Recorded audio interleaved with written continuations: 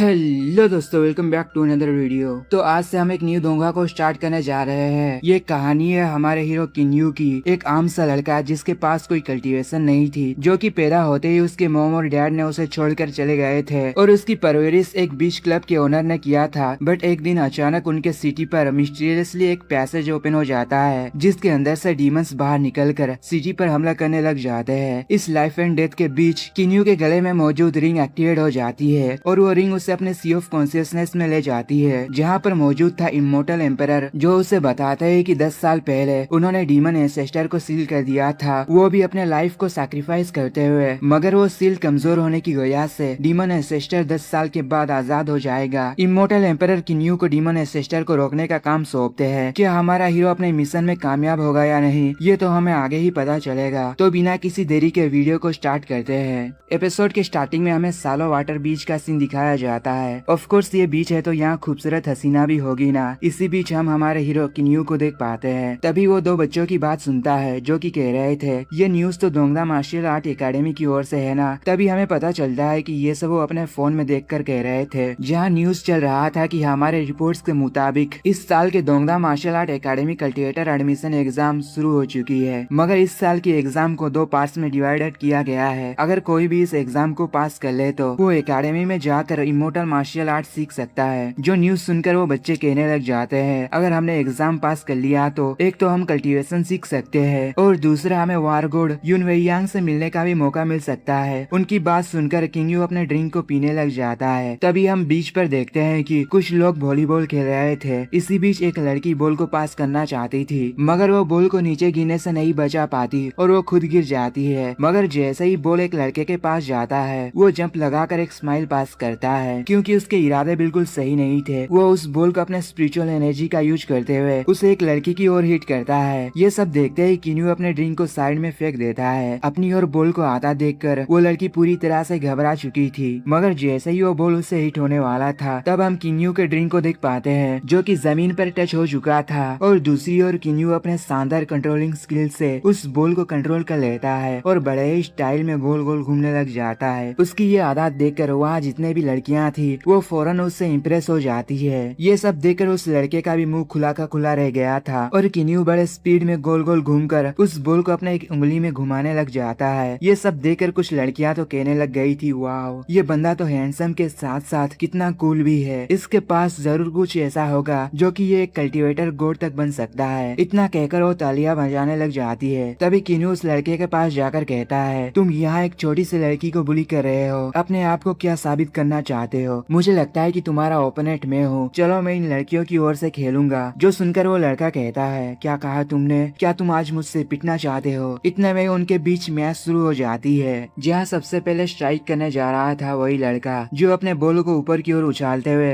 एक जोरदार हिट उस बॉल में कर देता है, जिसकी वजह से वो बॉल इतनी तेजी से आ रहा था जैसे कि कोई चीता भाग रहा हो। मगर किन्यू काफी आसानी से उस बॉल को ऊपर की ओर उछाल देता है और वो बॉल को देखकर एक लड़की उसे किन्यू की तरफ पास कर देती है और किन्यू एक जंप लगाकर एक जोरदार हिट उस बॉल में कर देता है, जिससे कि वो बॉल जमीन पर गिर जाती है और उन्हें एक पॉइंट मिल जाता है, जो देखकर सभी के सभी खुश होने लग गए थे। इवन की किन्यू उस लड़की के पास जाकर उसे एक हाईफाई पास करता है। ये देखा तो उस लड़के के दिल में आग लग जाती है। मगर फिर से और एक मैच किन्यू की टीम जीत जाती है और लड़कियों की तो बात पूछो ही मत। ये सब देखने के बाद वो सभी किन्यू पर फिर से फिदा हो जाती है। किन्यू यहीं पर भी नहीं रुकता और वो फिर से एक पॉइंट हासिल कर लेता है, जो देखकर वहाँ मौजूद पोकन खाने वाले दो लड़कियां के मुंह तो खुला का खुला रह गया था। बट इतने में ही किन्यू फिर से एक पॉइंट हासिल कर लेता है और उस लड़की से दोबारा फिर से हाईफाई करता है, जो देखकर सभी मिलकर किन्यू के साथ सेलिब्रेट करने लग जाते हैं। मतलब देख रहे हो बंदे की ओरा फार्मिंग, खैर छोड़ो, वैसे भी ये दोंगुआ हरिम बेस्ड होने वाली है। इसी बीच किन्यू फिर से और एक पॉइंट हासिल कर लेता है, जिससे कि ओपोनेंट से उनका एक और पॉइंट ज्यादा हो गया था। ये देखकर वो लोग फिर से अपनी जीत की खुशियां मनाने लग गए थे, जो देखकर उस लड़के को गुस्सा आ गया था और वो एक एलिमेंटरी डिटेक्शन टेक्निक का यूज किन्यू पर कर देता है और स्कैन करने पर उसे पता चलता है कि किन्यू के पास असल में कोई स्पिरिचुअल की है ही नहीं, जो देखकर उसके चेहरे पर एक कमीनी स्माइल आ जाती है और वो हंसते हुए किन्यू के पास जाकर कहता है, मैंने तो सोचा था कि ये लड़का कोई हिडन मास्टर निकलेगा, पर मुझे क्या मिला, इस लड़के के बॉडी के अंदर तो स्पिरिचुअल एनर्जी की कोई नामो निशान तक नहीं है। ये तो बस एक ऑर्डिनरी पर्सन है। जो सुनकर उसके साथी किन्यू का मजाक उड़ाते हुए हंसने लग जाते हैं। उनमें से एक कहता है, जरूर जरूर कुछ टाइम पहले तुमने कोई फोरबिडन टेक्निक का यूज किया होगा।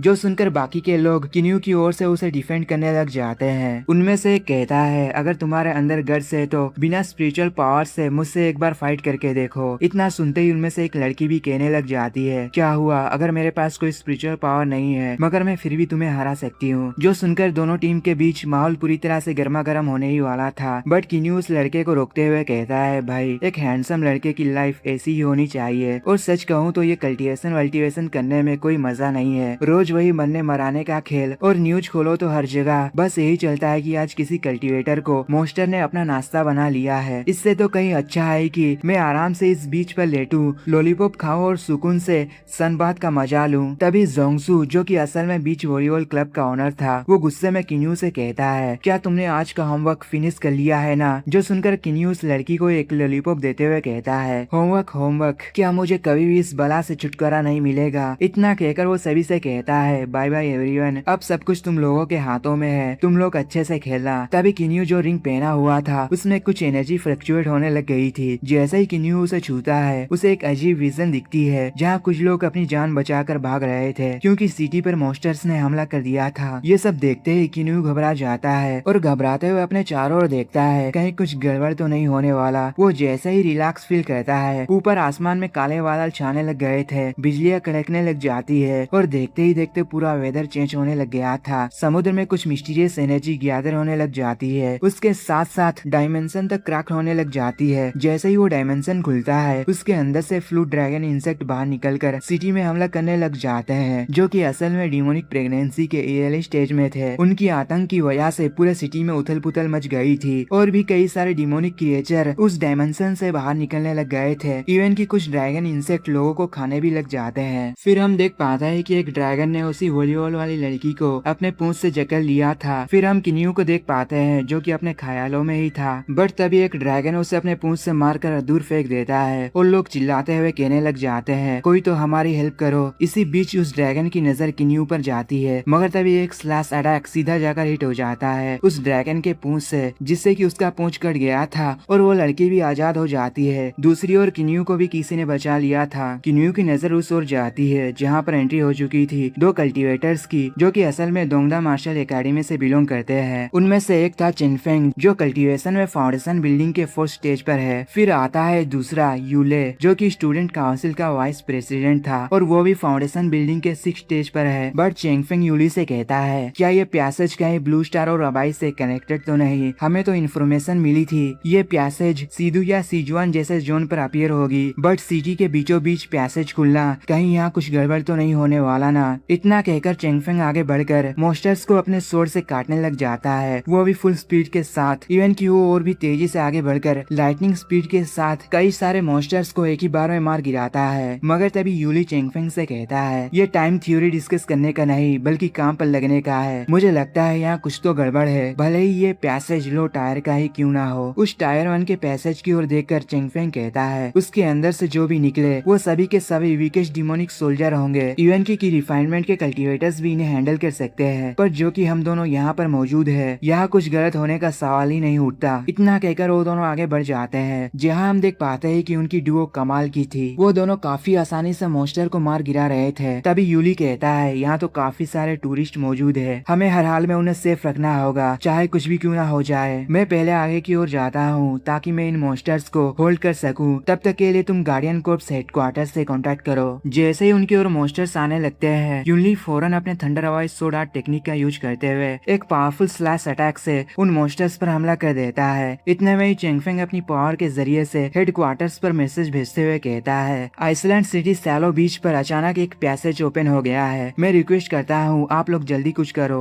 इतने में ही हमें सिटी कॉम्बैट कमांड रूम का सीन दिखाया जाता है, जहाँ एक ऑफिसर सभी को कह रहा था, सैलो बीच पर जो पैसेज देखा गया है वो हाईली अबनॉर्मल लगता है। जिसकी बात सुनकर एक और ऑफिसर कहता है, लो टायर के डिमोनिक सोल्जर्स सिटी पर हमला करने के बावजूद उस पैसेज की एनर्जी लगातार बढ़ते जा रही है। अगर इसकी एनर्जी टायर 2 पर पहुंच जाए तो इसके अंदर से डीमन ट्रूप्स बाहर निकलना शुरू हो जाएंगे। फिलहाल यूले और चेंगफेंग, जो कि फाउंडेशन बिल्डिंग के 6th और 4th स्टेज के हैं, मगर जब पैसेज अपग्रेड हो जाएगा तब हाई लेवल के डीमन ट्रूप्स बाहर निकलेंगे। फिर उनके लिए भी मॉन्स्टर्स को हैंडल करना मुश्किल हो सकता है। तभी उनके पीछे से और एक ऑफिसर कहता है, जिस तरह यहाँ से फास्टली पैसेज एक्सपांड हो रही है। मुझे तो लगता है कि वो पैसेज टायर 3 में भी ऑपरेट हो सकता है, जिसकी हाई चांसेस है कि उसके अंदर से एक डीमन जनरल भी बाहर निकल सकता है। अभी फिलहाल गार्डियन कॉर्प्स यूनिट कहाँ पर है, जो सुनकर एक पर्सन अपने सर्वेलियन टूल में देखकर कहता है वो लोग अब हाइला माउंटेन के पास मौजूद है। उन्हें सालों बीच पर पहुँचने के लिए लगभग आधे घंटे का टाइम भी लग सकता है। जो सुनकर वो ऑफिसर कहता है यूले और चेंगफेंग गोड से सुनो, तुम्हें अपना सारा इफर्ट्स सिटीजन को इवैक्यूएट करने में लगाना है। अगर पैसेज एक बार ऑपरेट हो जाता है तो तुम्हें लापरवाही नहीं दिखानी है। जो सुनकर वो दोनों एक साथ कहते हैं ठीक है, हम समझ गए। इतने में ही वहाँ ऊपर आसमान में बोन सरपेंट अपीयर होने लग जाता है, जिसकी कल्टीवेशन डिमोनिक प्रेगनेंसी के लेट स्टेज की थी, और वो आते के साथ अपने एनर्जी फायर से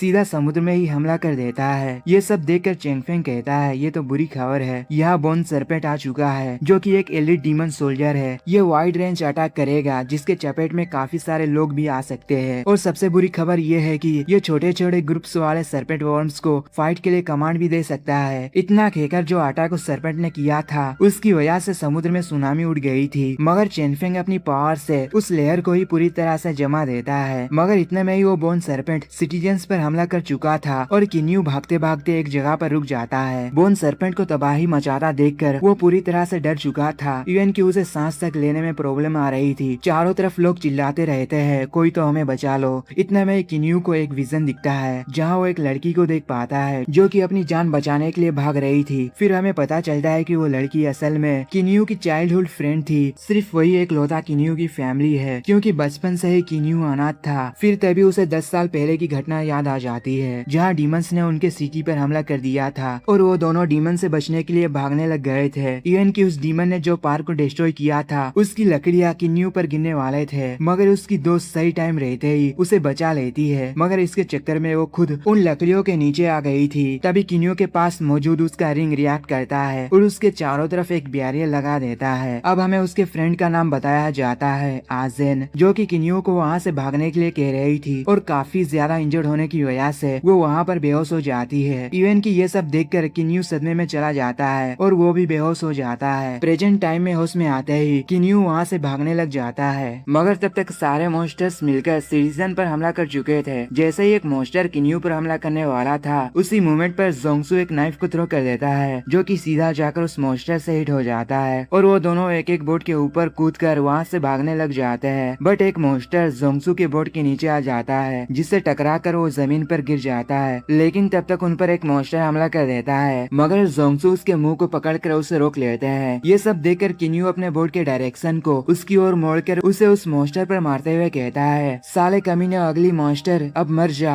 इतना कहकर वो समुद्र में कूद जाता है, और वो बोट जाकर उस मॉन्स्टर से हिट हो जाती है। इवन की वो बोट एक्सप्लोड भी हो जाता है। जोंगसू किन्यू को आवाज लगाते हुए कहता है बच्चे क्या तुम जिंदा तो हो ना। फिर हम देख पाते हैं वहाँ काफी सारे मॉन्स्टर आकर अपने आइस फायर से लोगों पर हमला कर चुके थे, और उस आइस फायर की वजह से लोग जमने लग जाते हैं। इसी बीच एक अटैक किन्यू पर हिट होने की वजह से वो नीचे गिर जाता है। वो खुद को संभालते हुए सामने की ओर देखता है तो एक मॉन्स्टर उस पर हमला करने के लिए आगे बढ़ने लग जाता है, जो देखकर डर के मारे किन्यू अपने हाथों को आगे कर देता है। वो मॉन्स्टर किन्यू को जान से मार पाता। उसी वक्त वो रिंग फिर से रिएक्ट करने लग जाता है, और वो पूरे के पूरे टाइम को ही फ्रीज कर देता है। तभी किन्यू की बॉडी पर कुछ निशान बनने लग जाती है, जो कि उसके पूरे बॉडी को कवर कर चुकी थी, और उसके बॉडी से गोल्डन एनर्जी अनलिश होने लग जाती है। किन्यू की बॉडी धीरे धीरे ऊपर की ओर उठ रही थी, तभी अचानक उसकी आँख खुल जाती है, और वो खुद को एक अलग जगह पर पाता है। किन्यू कहता है आखिर मैं कहाँ पर हूँ, जिसके जवाब में उसके सामने मौजूद वो पर्सन कहता है तुम अपने सी ऑफ कॉन्शियसनेस में हो। जो सुनकर किन्यू हैरानी से कहता है क्या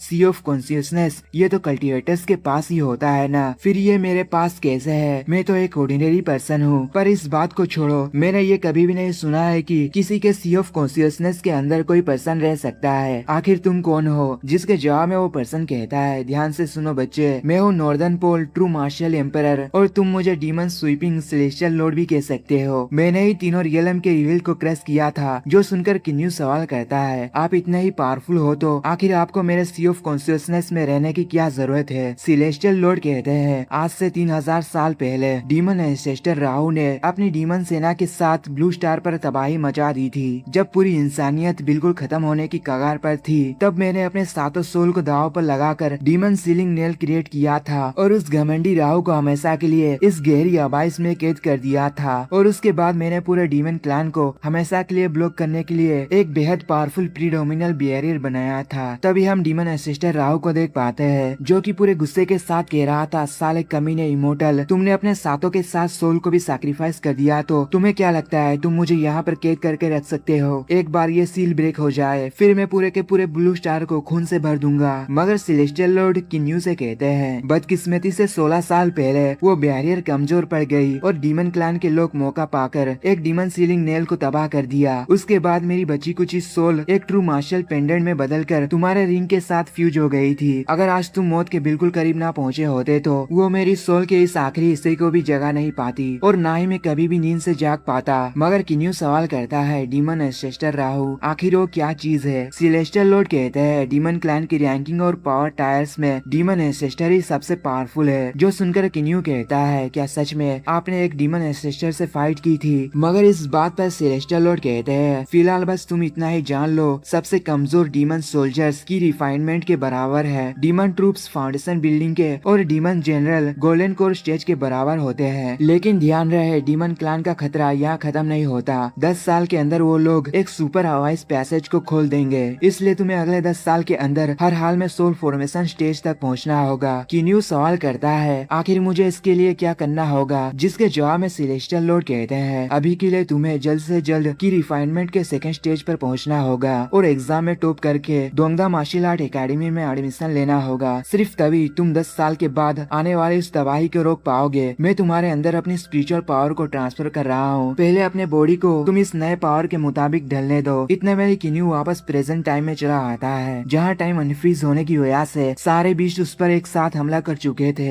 बट तभी हम उसके चारों ओर फिर से उसी गोल्डन ओरा को देख पाते हैं, जो ब्लास्ट होते ही सभी मॉन्स्टर्स उसके ऊपर से हट जाते हैं। किन्यू खड़ा होने लग जाता है और कूल तरीके से अपनी आंखें खोलता है, मगर तब तक उस पर हमला करने के लिए एक बोन सरपेंट आ चुका था, जो देखकर किन्यू स्माइल करते हुए एक स्पिरिचुअल सोर्ड समन कर देता है और उस मॉन्स्टर की ओर बढ़ते हुए कहता है, तो पावर को फील करना इसे कहते हैं। इतना कहकर वो उस सरपेंट पर अपने सोर्ड से हमला करने लग जाता है और ऊपर जंप लगाते हुए किन्यू मल्टीपल स्पिरिचुअल सोर्ड समन कर देता है। फिर बिना एक पल गवाए उस सोर्ड से एक पावरफुल अटैक उस मॉन्स्टर पर चल देता है, जिस हमले की वजह से वो मॉन्स्टर घायल होकर नीचे की ओर गिर जाता है और किन्यू भी जमीन पर आ चुका था। मगर इसी बीच टायर 1 की पैसेज बंद हो जाती है, बट उस पैसेज के पास एक और पैसेज खुलने लग जाता है जो कि टायर 2 का था। अपने सामने का नजारा देखकर किन्यू हैरानी से कहता है, क्या ये तो एक क्वासी डीमन जनरल बाहर निकल रहा है। तभी चेनफेंग भी हैरानी से कहता है, आखिर टायर 2 वाले पैसेज से एक डीमन जनरल कैसे निकल सकता है? क्या मेरी आंखें मुझे धोखा तो नहीं दे रही? लेकिन ये सब सुनकर किन्यू उस डायरेक्शन में भागते हुए कहता है, परफेक्ट टाइमिंग, अब मैं अपनी स्पिरिचुअल पावर को और भी इस्तेमाल कर सकता हूँ। बट सेलेस्टियल लॉर्ड उसे रोकते हुए कहते हैं, क्वासी डीमन जनरल को सिर्फ गोल्डन रियलम के कल्टिवेटर से हैंडल कर सकते हैं, अगर तुम आगे जाते हो तो तुम मारे जाओगे। वैसे भी हवाई पैसेज को ब्लू स्टार की प्रीडोमिनल फोर्स ने रोक रखी है। अभी के लिए ये रास्ता सिर्फ एक टायर 2 का पैसेज है। इस बड़े मॉन्स्टर को पूरी तरह से बाहर आने के लिए टायर 3 या उससे भी बड़ा पोर्टल की जरूरत पड़ेगी। तुमने अभी अभी स्पिरिचुअल पावर को कंट्रोल करना सीखा है, इसलिए बोन सरपेंट डीमन सोल्जर का ये ग्रुप तुम्हारे प्रैक्टिस करने के लिए काफी होंगे। इतने में एक डीमन उस पर हमला करने की कोशिश करता है, मगर किन्यू उसे अपने सोर्ड से स्टैब करके उसे जान से मार देता है और खुद को संभालते हुए खड़े होने लग जाता है। मगर उसकी नजर जाती है अपने सामने से आते हुए कुछ मॉन्स्टर्स पर। वो सभी जैसे ही किन्यू पर हमला करते हैं, किन्यू अपनी गोल्डन ओरा को अनलीश करने लग जाता है, जिसकी वजह से वो मॉन्स्टर्स राख में बदलने लग गए थे। ये देखते ही उस क्वासी डीमन जनरल को गुस्सा आ जाता है और वो गुस्से में एक एनर्जी बीम अटैक उस पोर्टल में ही कर देता है, जिसकी वजह से वो पोर्टल डिस्ट्रॉय हो जाती है और वो क्वासी डीमन जनरल बाहर निकलने लग जाता है, जो देखकर चेनफेंग कहता है, दुश्मन का क्लोन पोर्टल से बाहर निकल रहा है, ये तो और भी बुरा होने वाला है। यूनले कहता है, अभी अभी यहाँ बहुत सारे आम लोग हैं जिन्हें सुरक्षित जगह पर नहीं पहुँचाया गया है। अगर वो क्लोन पूरी तरह से यहाँ मैनिफेस्ट हो गया तो पूरा का पूरा शहर डिस्ट्रॉय हो जाएगा। हम तो गए, अब हम कुछ भी नहीं कर सकते हैं। चाहे जीतने की उम्मीद बिल्कुल जीरो क्यों ना हो, हम डट कर खड़े रहेंगे और पीछे नहीं हटेंगे, क्योंकि अब एक एक सेकंड हमारे लिए बहुत कीमती है। तभी उसके पीछे से किन्यू आकर कहता है, तुम इसे मुझ पर छोड़ सकते हो। इतने में उन्हें चारों तरफ से घेर लिया जाता है। तभी वहाँ पे एक सोर्ड के साथ हीरोइन की एंट्री लेती है, वार गॉड यूनवेई यांग। नीचे की ओर आते ही वो अपनी वाटर पावर से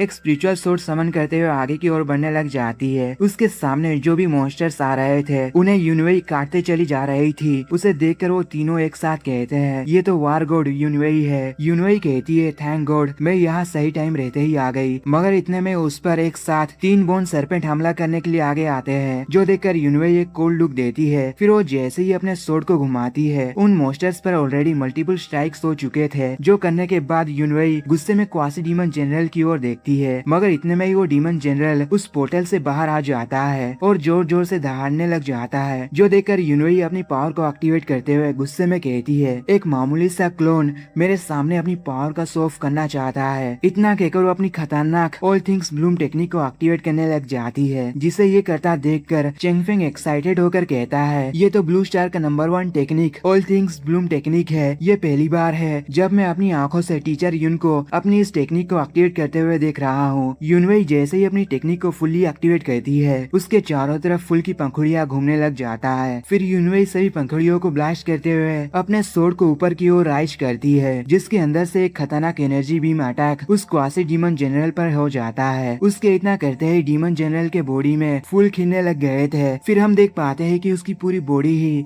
एक फ्लावर में कन्वर्ट हो जाती है और यूनवेई उस पर एक थंडर फाइनल अटैक करने के फिराक में थी, मगर वो कमजोरी के हालत में नीचे की ओर गिरते हुए कहने लग जाती है, ये तो बहुत बुरा हुआ, मैं फिर से अपने स्पिरिचुअल पावर को कंट्रोल नहीं कर पा रही हूँ। खुद की स्पिरिचुअल पावर यूज करने की वजह से मुझे भी बैकलैश झेलना पड़ रहा है। उसके इतना कहते ही उसकी पूरी बॉडी ट्रांसफॉर्म होने लग जाती है, इवन की उसकी पूरी आउटफिट तक चेंज हो रही थी। हमें बताया जाता है कि यूनवेई की कल्टीवेशन मार्शियल रियलम की थी, जो कि घटकर वेस्टरलैंड लेवल पर आ जाती है और वो छोटी सी बच्ची में बदलकर सीधा गिर जाती है किन्यू की बाहों में। मगर यूनवेई किन्यू से कहती है, आखिर तुम कहाँ घूर रहे हो, जल्दी से भागो। इतना सुनते ही किन्यू भागते हुए कहता है, आखिर तुम्हारे साथ ये क्या हुआ। बट इतने में कुछ आइस पैक्स अटैक किन्यू से हिट हो जाती है और उसके हाथों से यूनवेई छूट जाती है। मगर तभी यूनवेई की स्पिरिचुअल एनर्जी किन्यू के बॉडी पर मौजूद वो निशान ऑब्जर्व करने लग जाता है, जिससे कि किन्यू की पावर इंस्टेंटली बूस्ट हो जाती है। ये फील करते हुए किन्यू कहता है, आखिर वार गॉड की पावर मेरी बॉडी के अंदर क्यों फ्लो हो रही है। इतने में किन्यू का पूरा आउटफिट तक चेंज होने लग जाता है और वो एक वार गॉड में ट्रांसफॉर्म होने लग गया था। ये सब देखकर यूनवेई हैरानी से कहती है, आखिर ऑल थिंग्स ब्लूम इस लड़के के साथ कैसे मर्ज हो सकता है। तभी किन्यू यूनवेई की एनर्जी को गैदर करने लग जाता है और कहता है, वार गॉड मैं आपसे कहना चाहता हूँ, आपकी ये जो टेक्निक है न जाने क्यों मुझे काफी अच्छी फीलिंग दे रही है। उसके इतना कहते ही पूरी जगह पर मिस्टीरियसली घास उगने लग जाते हैं। वो चीज असल में ऑल थिंग्स ब्लूम ना होकर ऑल थिंग्स बन ज्यामा हो जाता है और उस घास के सीड्स बाहर निकलकर सीधा मर्ज होने लग जाते हैं किन्यू के साथ। किन्यू एक स्वॉर्ड को समन करते हुए कहता है, तो ये है ऑल थिंग्स ब्लूम की पावर। इतना कहकर वो एक साथ कई सारे स्पिरिचुअल स्वॉर्ड को समन कर देता है। अब की बार वो 3-4 नहीं बल्कि 1000 के तादाद पर मौजूद थे और वो सभी किन्यू के पास जाकर घूमने लग जाते हैं। फिर किन्यू उन सभी स्वॉर्ड को एक साथ कंट्रोल करते हुए काफी कुल तरीके से उन्हें भेज देता है क्वासी डीमन जनरल की ओर। फिर वो स्वॉर्ड एक साथ डीमन जनरल के बॉडी को डैमेज करने लग जाते हैं, जिससे कि डीमन जनरल के बॉडी पर ब्लास्ट होना शुरू हो गए थे, जो देखकर किन्यू स्माइल करता है और इतने में ही कुछ स्वॉर्ड्स एक जगह कंसंट्रेट होते हुए डीमन जनरल पर हमला कर देते हैं, जिसे ये करता देखकर यूनवेई पूरी तरह से हैरान हो चुकी थी। इतने में ही हम डीमन जनरल के जाइंट आग को देख पाते हैं। अगले ही पल वो स्वॉर्ड उसके बॉडी के अंदर से निकलकर उसके चीथड़े उड़ा देते हैं, जिससे कि उस जनरल की बॉडी छोटी हो गई थी। ये सब देखकर यूनवेई चिल्लाते हुए कहती है, ये तो सेल्फ डिस्ट्रक्ट होने वाला है। उसकी बात सुनते ही किन्यू एक जंप लगाकर उसके बॉडी को किक मार देता है, जो कि सीधा जा रहा था ऊपर आसमान की ओर और उसकी बॉडी ऊपर जाते ही एक्सप्लोड हो जाती है, जिससे कि वहाँ जैसे फायरवर्क्स हो रही हो। उसके बॉडी के पीसेस जहाँ जहाँ पर पड़ रही थी वो जगह डिस्ट्रॉय होने लग जाते हैं और फिर फाइनली वो पैसेज बंद हो जाती है और किन्यू नीचे की ओर आकर कहता है, हे भगवान मैं तो मरने के बहुत करीब था। वो खुद को संभाल पाता उससे पहले ही यूनवेई उसे पकड़कर वहाँ से ले जाने लगती है और किन्यू अपनी इज्जत बचाने के लिए अपने कपड़े को भी अपने साथ ले लेता है और हम उसी डीमन जनरल के पास एक मिस्टीरियस पर्सन को देख पाते हैं। इसी सीन के साथ आज का हमारा एपिसोड यहीं पर एंड हो जाता है। मिलते हैं अगले एपिसोड में। Thank you for watching. Bye bye, take care.